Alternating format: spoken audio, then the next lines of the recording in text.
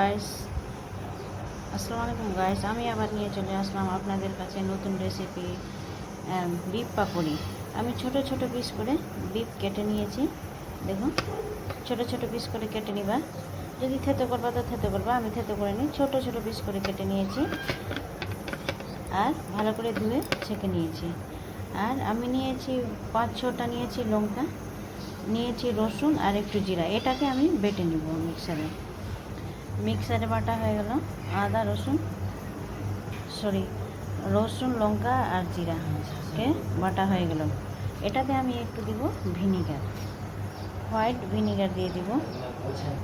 আমি একটু 2-4 ফোঁটার মতো ভিনিগার দিয়ে দিলাম। ভিনিগার দিয়ে দিয়েছি।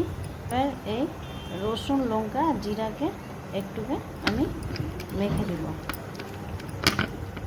এবার অর্ধেক চামচ আমি লবণ দিব, স্বাদ অনুযায়ী। আর একটু অর্ধেক চামচের মতন তোমার হলুদ দিলাম।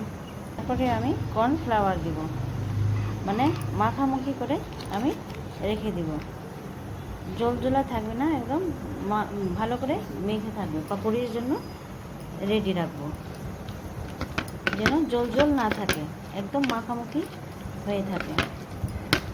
জল নাই, একদম মাখামাখি আছে। এটাকে আমি 10 মিনিটের জন্য ঢেকে রেখে দেব। এই বিফ পাকোড়িকে আমি এবার ম্যারিনেট করে দিয়েছি। এবার 10 মিনিটের জন্য ঢেকে রেখে দেব। এবার বিফটা পাকোড়ির জন্য রেডি হয়ে গেছে। এবার আমি কড়াইটা চাপিয়ে দিয়েছি, কড়াইটা গরম হয়ে গেছে। এবার আমি দিয়ে দেবো রিফাইন্ড অয়েল। বিফটা পাকোড়ির জন্য রেডি আছে। এবার আমি দিয়ে দেবো, তেলটাও গরম হয়ে গেছে। তুমি পারলে বেসন দিয়ে করো, আমি কর্নফ্লাওয়ার দিয়েছি।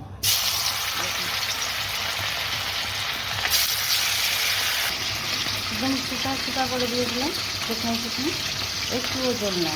কত সুন্দর করে ভাজা হবে আপনাদের।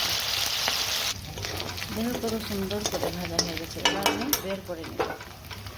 বিফ পাকোড়ি আমার হয়ে গেছে। এবার আমি বের করব।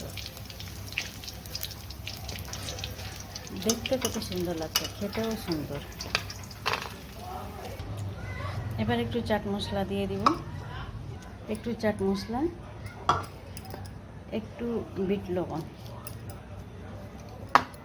সাইডে নিয়ে নিব একটু কিষান সস। সেই টেস্টি লাগে খেতে। আমার বিফ পাকোড়ি রেসিপিটা এখানেই শেষ করছি। খুদা হাফিজ গাইস। রেসিপিটা ফলো করবা।